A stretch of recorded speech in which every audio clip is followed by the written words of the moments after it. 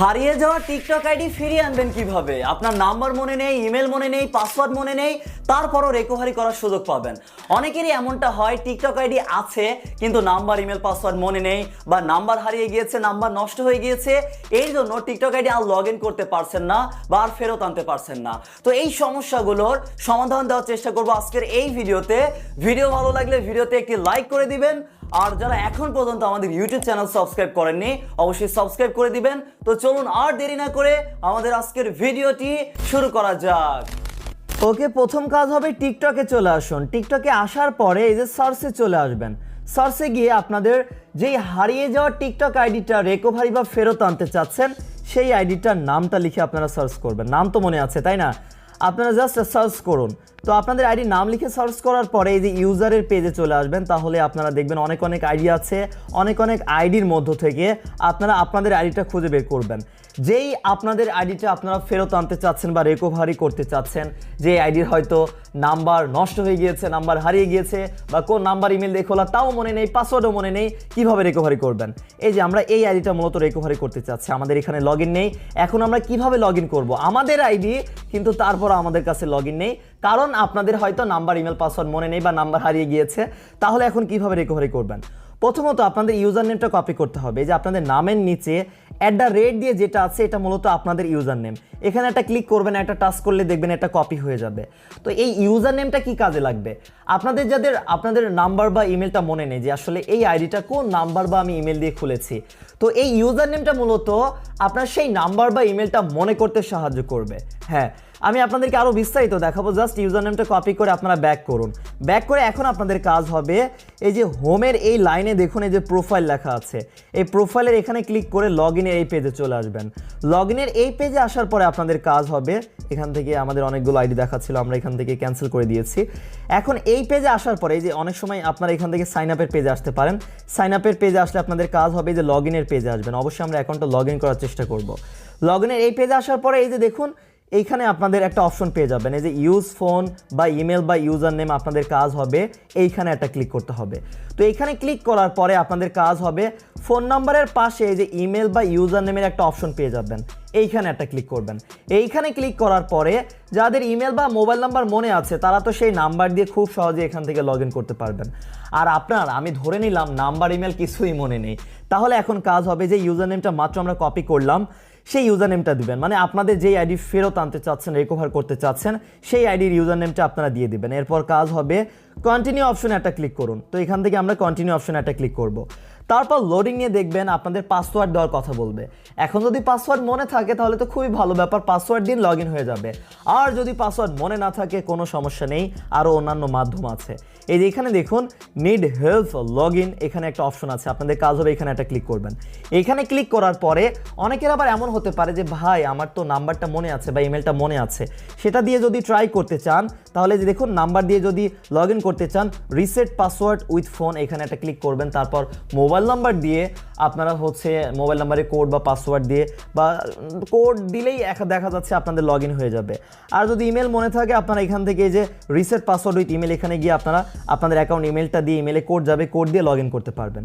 এখন ধরে নিলাম ভাই আমার নাম্বার, পাসওয়ার্ড মানে নাম্বারও মনে নেই, পাসওয়ার্ডও মনে নেই, ইমেলও মনে নেই, তাহলে এখন কিভাবে লগ ইন করবো?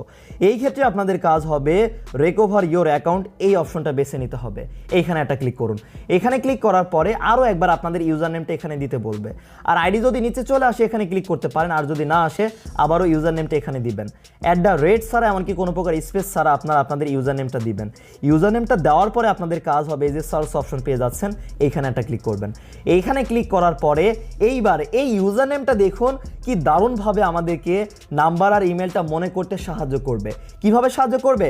এই যে দেখুন, যদি এই আইডিটা সত্যিকার অর্থেই আপনার নিজের হয়ে থাকে তাহলে নাম্বারের লাস্টের ডিজিট, প্রথম ডিজিট, এমনকি ইমেলের প্রথম ডিজিট, লাস্টের ডিজিট দেখে কিন্তু আপনারা বুঝে যাবেন কোন ইমেল বা নাম্বার দিয়ে আপনার অ্যাকাউন্টটা খোলা আছে। এখানে আরও ব্যাপার আছে, অনেকের তো আবার নাম্বার হারাই গেছে, নষ্ট হয়ে গেছে, তারা কি করবেন সেটাও জানাবো। এখানে দেখুন আমি আমার ইমেলটা দেখতে পাচ্ছি, কারণ আমার এই আইডিতে ইমেলও অ্যাড করা আছে, ফোন নম্বরও অ্যাড করা আছে।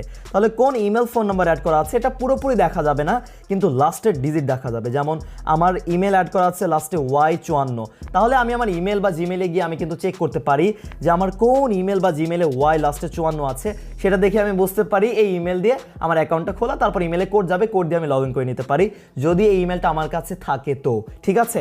আর এইখানে দেখুন ফোন নাম্বার আমার লাস্টে দেখুন 7099, তাহলে এই 7099 দেখে আমি তো বুঝেই গিয়েছি আমার কোন নাম্বার দিয়ে খোলা।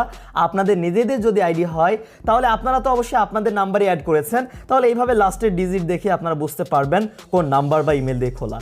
তারপর সেই নাম্বার ইমেল যদি থাকে আপনারা খুব সহজে রিকভারি করতে পারবেন। এইবার আসা যাক ভাই, আমার যে নাম্বার দিয়ে খোলা সেই নাম্বারটাও তো ভাই নাই, হারাই গেছে বা নষ্ট হয়ে গেছে, এইবার আমি কি করব? এইটার সমাধান হচ্ছে, আপনারা হয়তো এখন পর্যন্ত অনেকেই জানেন না, আপনার সিম বা মোবাইল নাম্বার যদি হারিয়ে যায় বা নষ্ট হয়ে যায়, আপনারা কিন্তু নতুন করে আবার সিমটা রেজিস্ট্রেশন করতে পারবেন বা তুলতে পারবেন। এই জন্য কাজ হবে, আপনাদের সিম যদি গ্রামীণ হয় বা রবি হয়, বাংলালিংক হয়, এয়ারটেল হয়, মানে যেই সিমই হোক, সেই সিম কোম্পানির কাস্টমার কেয়ারে যাবেন। এমনকি যেই নাম্বারটা হারিয়ে গিয়েছে বা নষ্ট হয়ে গিয়েছে, সেই নাম্বারটা যার এনআইডি দিয়ে আপনারা কিনেছিলেন বা রেজিস্ট্রেশন করেছিলেন, সেই ব্যক্তিকে সাথে করে নিয়ে যাবেন, এনআইডিও সাথে করে নিয়ে যাবেন, কারণ এনআইডি এমনকি সেই ব্যক্তির ফিঙ্গারপ্রিন্ট, এমনকি কিছু টাকাও লাগতে পারে। তারপর কাস্টমার কেয়ারে গিয়ে নতুন করে আপনারা সিমটা রেজিস্ট্রেশন করতে পারবেন, ওই সিমটাই নতুন করে তুলতে পারবেন, রেজিস্ট্রেশন করতে পারবেন। আর সেই সিমটা এইভাবে আপনারা কালেক্ট করার পরে আপনাদের এইবার কাজ হবে, এই যে মনে করেন ফোন নাম্বার এখান থেকে যদি থাকে তাহলে তো নতুন করে রেজিস্ট্রেশন করা লাগছে না, আর যদি না থাকে বা হারিয়ে যায়, নষ্ট হয়ে যায়, তখন নতুন করে সিমটা তুলবেন বা রেজিস্ট্রেশন করবেন কাস্টমার কেয়ারে গিয়ে, তারপর ফোন নাম্বার অপশনটা বেছে নেবেন।